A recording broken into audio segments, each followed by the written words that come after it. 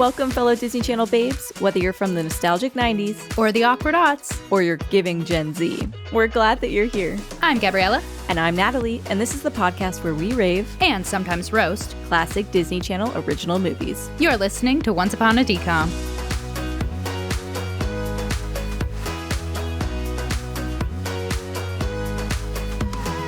Hi everyone, welcome back to Once Upon a DCOM, Spooky Season Edition. I'm Gabriella, and this is Natalie, my co-host. How you doing, Natalie? I'm so good. I love Spooky Season. Yeah, this has been really fun already, and we're only in week 2. We've still got 3 more weeks. So Natalie and I are 90s babies. We grew up in the Disney Channel nostalgia era, and we're both involved in the film industry in different capacities, and we just wanted to take some time to walk down memory lane with all of you, talk about our favorite DCOMs. We're revisiting every single one over the course of this podcast, and for the whole month of October, we are doing specifically Halloween-themed movies. So today, we're talking about zombies. How do you feel about that, Natalie? I do want to say, I think it's very funny that this is considered a Halloween DCOM. Like, it's officially on like the Halloween DCOM list, so they play it during Halloween. But truly, this has nothing to do with Halloween. They're just zombies. Outside of the fact that it has monsters in it, yeah, it's nothing to do with Halloween. There's no pumpkins, nothing like that. I don't even know if Halloween exists in their world. Yeah, I'm not sure. It's definitely a different universe than ours, so I wouldn't know. I am very excited to talk zombies. I have a lot to say. Oh, me too. Well, we're going to get into it in a second. First, let's introduce our listeners to the movie. Here are some stats for you guys. So Zombies came out in 2018, so definitely one of the newer DCOMs that we've watched. I think the most recent DCOM so far on this podcast, right, Natalie? Yes, I believe so. So it's directed by Paul Hohen, and this is the first film in a trilogy. It's currently actually producing a 4th movie that's in development for the franchise. It also has expanded into a series of animated shorts on the Disney Channel. This movie stars Milo Manheim, Meg Donnelly, Trevor Trudgeman, Kylie Russell. Nope, that's Kyle. Nope, it's Kylie Russell and James Godfrey. That what was an intro. A lot of names. And that's not even all the main characters, but that's the bulk of them. It was actually, this is kind of cool, Natalie, based on a 2012 Disney Channel TV pilot that never even aired called Zombies and Cheerleaders. It was a similar plot, but somewhat different, and that just never came out and was later repurposed for this trilogy. That's cool. I didn't know that. Now going to be 4 movies. Yeah. What is it called when you have 4 movies? I know trilogy is 3. A quadrilogy, obviously. Obviously. So this quadrilogy was the first Disney Channel. This movie was the first Disney Channel original movie musical to become a franchise where none of the main cast members have played a main character in a Disney Channel original series or animated series prior to when the movie first released. Okay, hold on, let me follow that. I'm catching So there up. had never been, none of the leads in the movie had ever been in a Disney production. Previous that was either a Disney movie stars. or a series. Yeah, they're not previous Disney stars. And this was the first time that happened for a musical. Okay. Lots of stipulations, but I thought it was kind of interesting because I was like, false, High School Musical, but Ashley Tisdale was considered a lead in Zack and Cody. Yeah. Okay, cool. So, Natalie, what happened in this movie? Oh, Gabby. So much. Let's start off. Okay, everyone, welcome to Seabrook, a town where 50 years ago an accidental explosion started the zombie apocalypse. The town is now divided between humans and zombies who are kept in a segregated part of town called Zombie Town. I know, such an original name. Thanks to a device called a Z-band, zombies are able to control their urges to eat brains, and for the first time, zombies are allowed to integrate into the human high school. So we meet Zed, a zombie who dreams of playing football at the human high school, and Addison, a human cheerleader who seems to be like your cookie cutter normal high schooler, but she actually hides the secret that she has like unnaturally white hair, which she hides because it doesn't fit into like Seabrook's perfect image of perfect people. Though zombies might be allowed in the human high school, it's very clear that there is prejudice everywhere, from the students to the teachers to the administration. Addison's cousin Bucky, who is the cheer captain and very popular at school, is particularly opposed to zombies and does everything in his power to keep them marginalized. But when Zed and Addison meet, they have like this instant attraction to each other despite the challenges that a zombie human relationship creates. And there's cute little songs in there and, all that good stuff. And then Zed is able to make it on the football team due to a hacked Z-band that grants him a temporary boost of zombie strength, courtesy of his zombie friend Eliza. And the struggling football team starts to win games. Yay! And Zed's popularity starts to rise. Yay! Helping humans to see the zombies in kind of a different light. Addison is super vocal about her support for the integration of zombies, but when her cousin Bucky says she needs to stay in line or she can't be a cheerleader anymore, she kind of stops spending time with Zed, and you're like, no, Addison, no. Don't let them control you. Anywho, Addison gets in trouble for sneaking out with Zed, and her parents demand to meet him, but Addison refuses because they don't know he's a zombie, and they are notoriously anti-zombie. Her dad is like police chief, her mom is running for mayor, they're very anti-zombie. But the next day, Zed shows up on her doorstep to meet her parents looking completely human. And he and Addison go on a date where he admits that he's been messing around with his Z-band, which has made him more human today and more zombie on the football field. Addison warns him, it's really dangerous, but she also tells him that he shouldn't have to change himself to fit in. Bucky and his cheerleader besties, Stacy, Tracy, and Lacey. Lena, Anna, Fontana. I cackled. Anywho, they find out about Zed's Z-band hacking, and they sabotage him to lose control during the homecoming game, turning Zed, Eliza, and their friend Bonzo into like full zombies, causing chaos and reigniting everyone's fears of zombies and the zombie apocalypse. So Addison and her cheerleader friend Bree stand up for the zombies at the game. They call out the crowd for only loving Zed when it was convenient, like i.e. when he's winning games for them. And then Addison reveals her true hair, breaking free from her fear of being different. And as a result of the disastrous game, Bucky kicks out all of the cheerleaders who were pro-zombie. And then finally, at the regional cheer competition, Zed and Bonzo race to stop Eliza from sabotaging the cheer team in revenge. And Bucky and his team start to fail during the performance because they just don't have enough people. He kicked out basically half the cheer team. But Zed's little sister... Bucky. I know, come on, Bucky. Buck up, Bucky. But Zed's little sister, Zoe, jumps on stage to help. Cute little zombie Zoe. And at first, the crowd starts to boo, but with help from Addison and Zed, the zombies and cheerleaders come together. They create a show-stopping routine, and Seabrook starts to overcome its prejudices and learn to love its diverse community. And that is zombies. Wow, Natalie, I must commend you. That was a beautiful recap. So concise, yet detailed. I loved it. Thank you. It took a really long time to write that. You did great. I think that was our best recap yet. A+. Oh, yes. Okay. Well, initial thoughts. Break it down in one sentence. Oh, gosh. When I first watched it, I cringed and hated it so much. And I watched it at night, and by the time I woke up in the morning, it was one of my new favorite DCOMs. Gabby! An acquired taste is my one-sentence review. Okay. I wrote this note when I was watching. I was about halfway through, and I wrote, is it good? No. Am I enjoying it? Sure. That's it. Yeah, that was my note. I feel like you have more to say though, so please dive in. I have so much to say about this movie. First of all, I have to say I do think I enjoyed it, but I'm not 100% sure. But I can't stop thinking about it, so that leads me to believe I loved it. So we're going to start with that. Okay. From there, okay. Despite this movie being about zombies, it's kind of a Frankenstein of a lot of inspirations. I mean, it's honestly just doing so many things at once. And I actually went and researched because I was like, this has to be based on something or some combination of the inspiration had to come from somewhere, because it was just I had so many questions. There were so many uncertainties. There was so much weird stylistic choices. So let me just go into it. Okay. So first of all, from a Disney perspective, this movie is like if High School Musical and Descendants had a baby. Yes. Very much so. I think that's a very perfect combination blend of two things. And made it even more camp. Yes, absolutely. It's not as good as High School Musical or Descendants, But it's like if they had a baby that was in its awkward teenage years. Yes, exactly that. Yes. That is my one sentence review. I've changed it. If High School Musical and Descendants had a baby in their awkward teen years, it would be zombies. Yes, I agree. Okay, so there's that.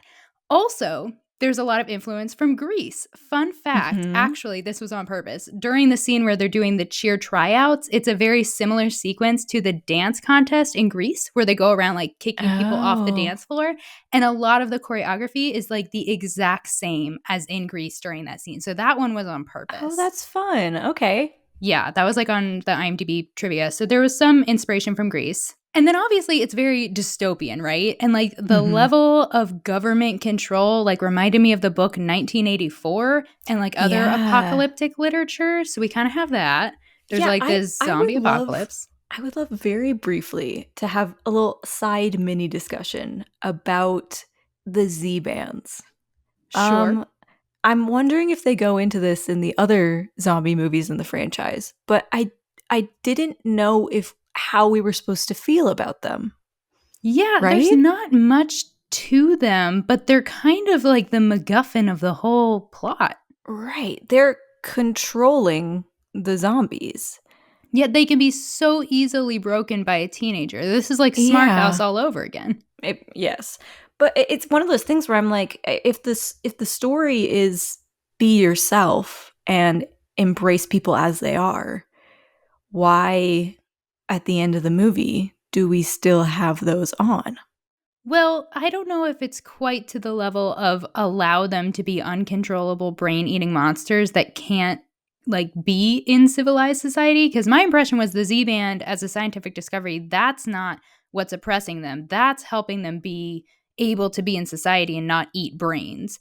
It was like the clothing and the subjugation and like sending them to their own part of town, like all of that was the oppression of the government. The Z-band was like the scientific attempt to like keep society going, because otherwise they would have eaten everyone. That was my interpretation of it. And see, I agree with you to a certain extent, but at the end when they go like full zombie or whatever, and Zed is chasing after Bucky, he stops himself. Okay, did he? I was going to ask you about this later. It was unclear to me. Was he trying to stop himself? Or was he mad that there was somebody running after him? No, I think he stopped himself because you can see it on Bucky's face. Oh, like he kind of cared. Yeah. And so I'm very much hoping, just a reminder to listeners, I have not seen Zombies 2 or 3, but I'm really hoping they talk about that more in those movies because I feel like that was very unresolved in this film. I also hope that eventually they bring up more about the Z-bands, because it was very curious how, especially at the end, it still said like, oh, we get Wi-Fi. Like there's still some level of control that they have beyond just they're not monsters anymore. They're not eating brains. So it's definitely, a lot more to explore there. Guess we'll find out. I hope so. So back to my analysis here, because I have so much more. So we've already hit on it being Disney and Grease and apocalyptic 1984. Then there's the forbidden romance, which is an obvious parallel to Romeo and Juliet, right? That's kind of like the main backbone of the plot is this forbidden love thing. Then there's like this idea of lighthearted, friendly monsters, which is in the vein of like Monster Mash and Halloween classics. So you've got like all this coming together. And honestly, I don't know where the poppy, bright, saturated color thing came from, but honestly, I personally felt like the school was modeled after like a Mattel Ello house. Did you play with Ello as a kid? I didn't, but I know what you're talking about. It seemed very like Seuss to me.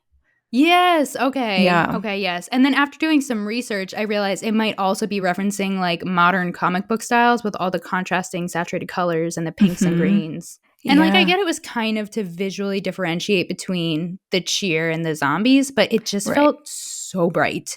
Oh, like, very bright. Why are we doing this? I think it was very much like a look at like they have everything straight laced and fits into a perfect box. Like no one wears multiple colors. You wear shades of blue or shades of pink or shades of green. Like you don't have any mixing. Everything is clean. Everything is pressed. Nothing is wrinkled. It's very like structured, regimented. This is what we wear. This is what we look like. That's very good. And that's like even true in Zombieland. Yeah. So we have all of that. And then, and there's this weird, unexplained breaking of the fourth wall that I have no idea what the motivation behind that was.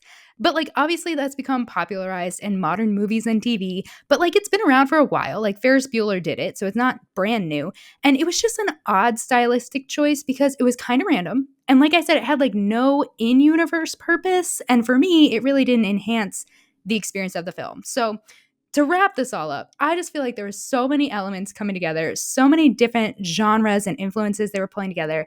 And it felt a bit oddly paced and a bit random and sporadic to me at times because there was just so much going on. I totally agree. It was a lot. It was an assault of the senses, right? Excellent. Yes. Yeah. I was watching it on my laptop instead of on my TV, and even though it was a small screen, I was like, "There's too much happening. There's too much going on." I would never want to see this in theaters. Oh my! It's overwhelming, and the pacing of the songs is random. Yeah, I didn't love the music, which is a sharp left turn from High School Musical and Camp Rock for me, where I love the music. And it might just be that like I'm not young anymore and this isn't my style, but I don't know. I felt like they left something to be desired. Like in this moment right now, I literally watched this movie earlier today. I cannot recall a single song at all. Like I can't think of a single song that they sing. I actually can't. So this is what's so weird about it. When I was watching it, I was like, this is dumb and uncomfortable and cringy. But I woke up this morning like, I freaking love zombies. Why? I don't know. I don't know why. But like, you know what I think it is, to be honest, though? I think I have a crush on the main guy. I thought he was adorable and just did a great job overall. I liked him. I thought his acting was all right, but I kind of just didn't connect with him. Interesting. Yeah. Well, that's fine. You don't have to love him the way I did. I just thought he was so darn cute. And he's a great dancer. The choreography is clean. The lyrics made me cringe, but the choreography was good. Yeah, the choreography was good. I will say it was a little, there were a lot of tricks and there was a lot of popping and locking, which is not a bad thing. But I felt like maybe we used that move one too many times, that maybe we could have thrown in something different. There was a lot of tricks. You're right. It was very like, there was a lot of spectacle. There was like fire and like rain trench coats unnecessarily. Yes. The songs, the pacing felt weird to me. Like you'd go like 20 minutes without a song and then get like two very different songs back to back. And I was like, oh yeah, it's a musical. I forgot, you know? Yes, I kept forgetting it was a musical too, where I'd be like, oh, I guess we're done with that part. And then there would be like a really long number and you'd be like, oh. Yes, very long. And I'm also like, is it practical music that's in universe? Like, are they singing because there's a reason to sing? Or is it just a musical and there's random bursting into song? Like, at least with High School Musical, there's a clear indication of like, we are singing because we're in a callback, or it's a musical and like, it's just happening randomly. In this one, I was like, do you know you're singing? Like, do other people know you're singing? Are you aware that it's happening? Can you hear the music? Did everyone decide together we're going to do a choreographed number right now? Because that's what I saw happen, but there's no reason for it. It was just uncomfortable. So some parts were really good and some parts were really bad. And by that, I mean, it was like 90-10 bad, 10% good. Yeah. I still think like, I still enjoyed it. Like I still had a good time. I don't know if this is something I'll rewatch on the regular, but I had a good time. I would maybe watch it like once every couple of years, like, oh yeah, that movie. Also, can I just say that the cuz, I think his name is Bucky, is like the most cringy Disney character. Can we agree on that? We can agree on that. I can also say I enjoyed him so much. How? Please elaborate. The jazz hands and the facial expressions. And like, I actually think he was the second best actor in the entire thing. Do you want to guess who my first favorite actor was? The really dark and stormy girl, the computer geeky girl? No. She wasn't geeky, the computer genius. No, the football coach. Of course. How did I miss that? Adored him. He was great. His lines were the funniest in the whole movie. He's like, think about my slacks. Maybe I can get my ex-wife back. She likes slacks. Yeah, he was fantastic. He was so much fun. So much fun. Anyway, yeah, I didn't mind Bucky. I thought he added a very lighthearted element to the whole thing. I wish he had a little bit of a better redemption arc at the end, specifically like when he noticed that Zed was fighting back against like the full zombie mode. I wish that would have been like a full moment and he would have like come to like a realization that he trusts them more before the cheer competition, but it's neither here nor there. I did not write this movie. Yeah, so I can say for his acting, he did a good job in the same way that the woman who played Umbridge in Harry Potter did a good job, because I hate them so much that I'm like, you achieved your goal of making me despise you. So I guess you did a good job. But ultimately, I despise you. And I thought his character was so annoying. But if it was written that way, then like, A+, dude, you killed it. Get an Oscar. I literally hate your character so much. But to what you were saying about the ending, formally give an Oscar nomination to Bucky from the DCOM zombies. Yes. But what were you saying about the ending? I appreciated actually that it's a process, right? Like with anything of this magnitude, when you have that deep of a hatred for something or someone, it doesn't just happen overnight. It doesn't just happen in a moment. So I like that they gave this nugget of like, he's second guessing what he's always believed. But like even at the end during the cheer competition, like you think he's going to make the change. And I kind of like that they didn't go your classic DCOM route where it's like, oh yeah, I'm just going to become a good guy now. He like gave up his whistle. He's like, no, I can't do it. And I really hope in the second or third movie, he gets more of a story in this vein of like, maybe you see him develop more and become less aggressive towards the zombies over time. But I kind of liked that it wasn't automatic transformation from such a deep-seated prejudice in him against the zombies. Yeah, that's actually an excellent point. I do, now that you have enlightened me, I agree with you. I do want to talk about the kind of historical parallels between, you know, our world and this world when it comes to like prejudice and acceptance.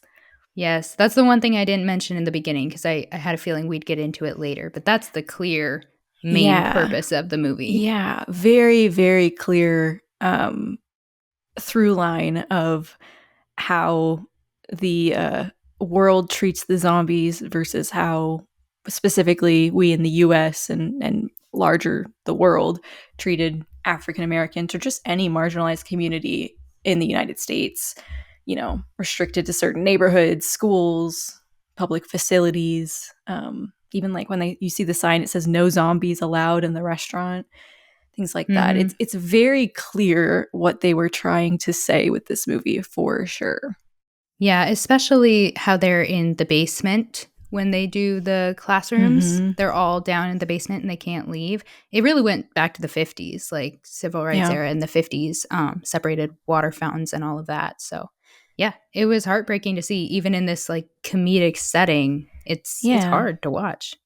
Yeah, and I appreciated the way that they approached this in a children's movie, right? This is like rated G. This is for even small kids, and bringing up this really important lesson that we still are learning today about misunderstandings and stereotypes and how you can't marginalize and reject people just because they're different than what you know or you don't know anything about them. You know, a lack of interaction with different groups of people is what leads to ignorance and fear and discrimination.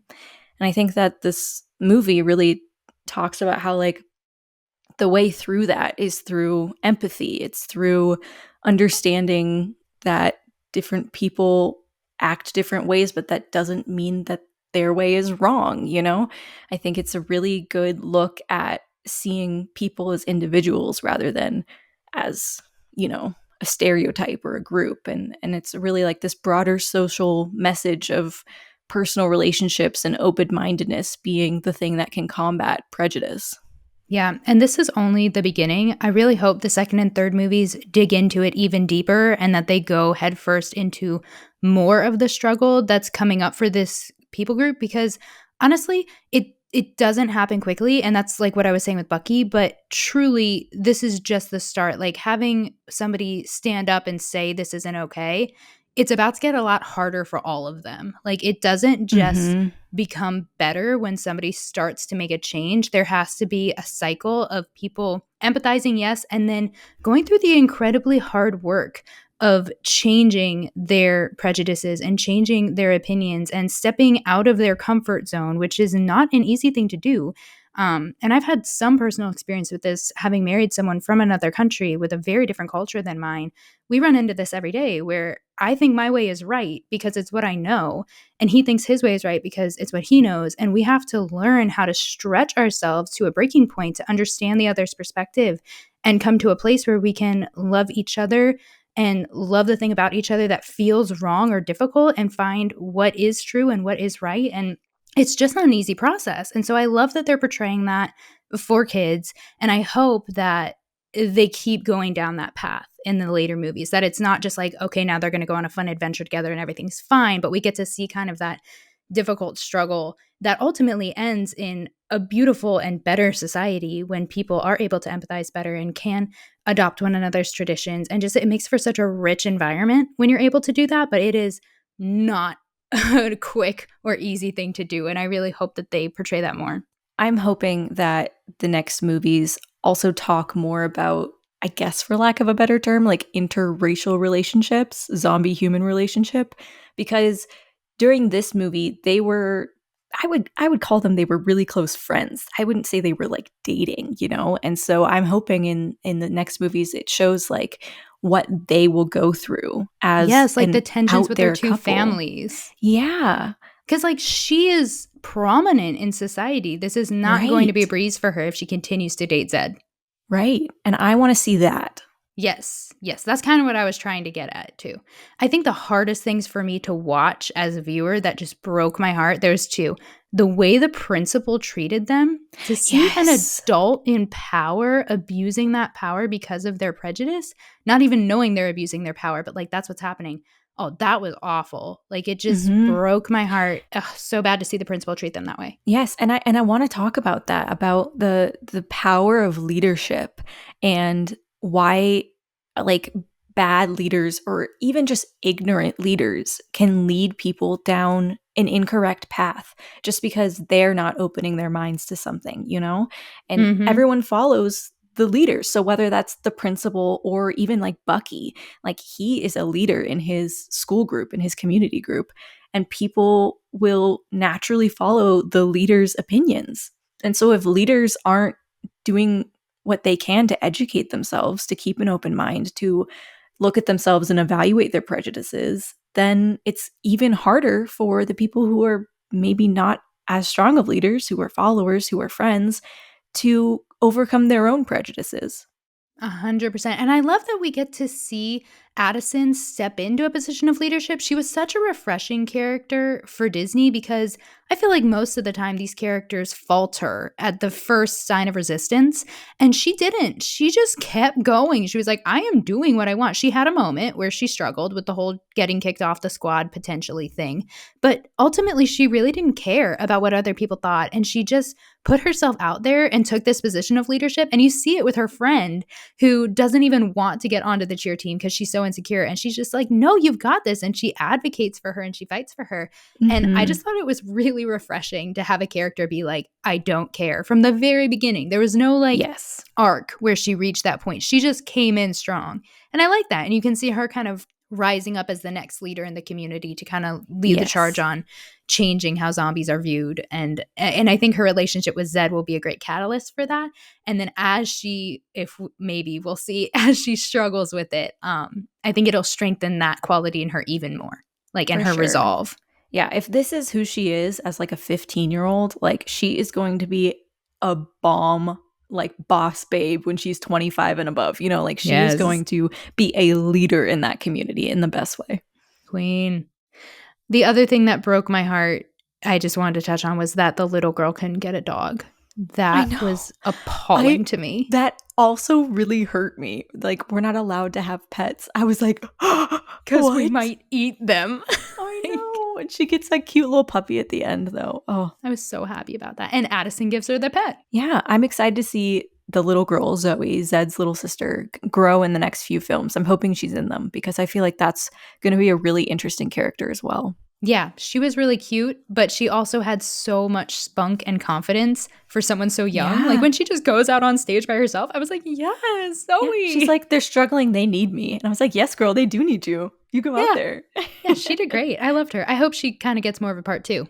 Yeah. Okay, do you want to know what the rest of the world thought of this movie?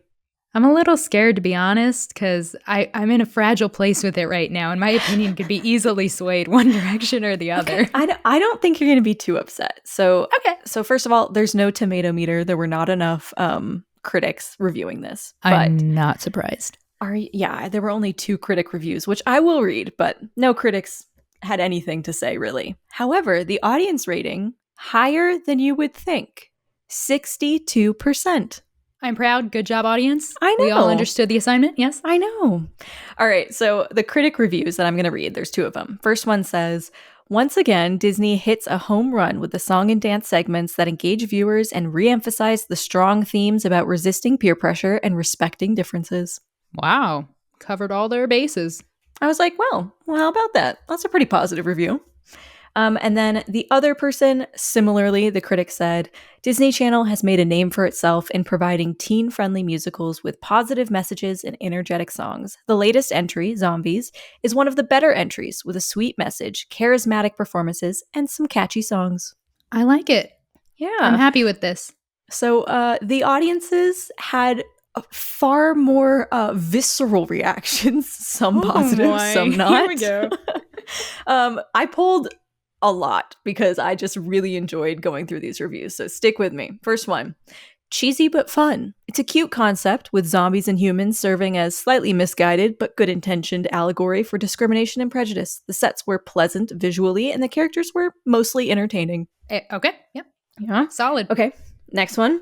Cheerful songs, charismatic leads, and a postmodern setting chock full of neon pastel greens and pinks make zombies hard to resist, even if the script at times seems a little bit empty-brained.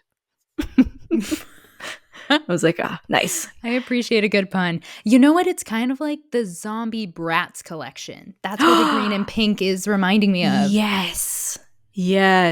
I never played with Bratz. I was a Barbie girl. But yeah, that's exactly what it is. Were you a Barbie girl in a Barbie world? Yeah. All right. This one is, I'm surprised you didn't write this review, Gabby, because it said, it's basically Descendants, but with zombies. Yes. It's not as good. Well, let's be clear. It is not as good as Descendants. It's not even close. Not even close. But I will say I did enjoy it. Even for people who don't love Descendants, you know this was not as good as Descendants. I mean, I have a crush on Zed, but like, no. He's nothing compared to Cameron Boyce. All right. I have 2 more. This last one is objectively terrible, but so much fun. And honestly, I agree. I'm surprised I didn't write that one. I might have written that in my sleep last night. And then this one has nothing to do with anything, but I thought it was so funny. Bucky switched up real quick after he saw those zombies could do backflips. That was the whole review. That was the entire review.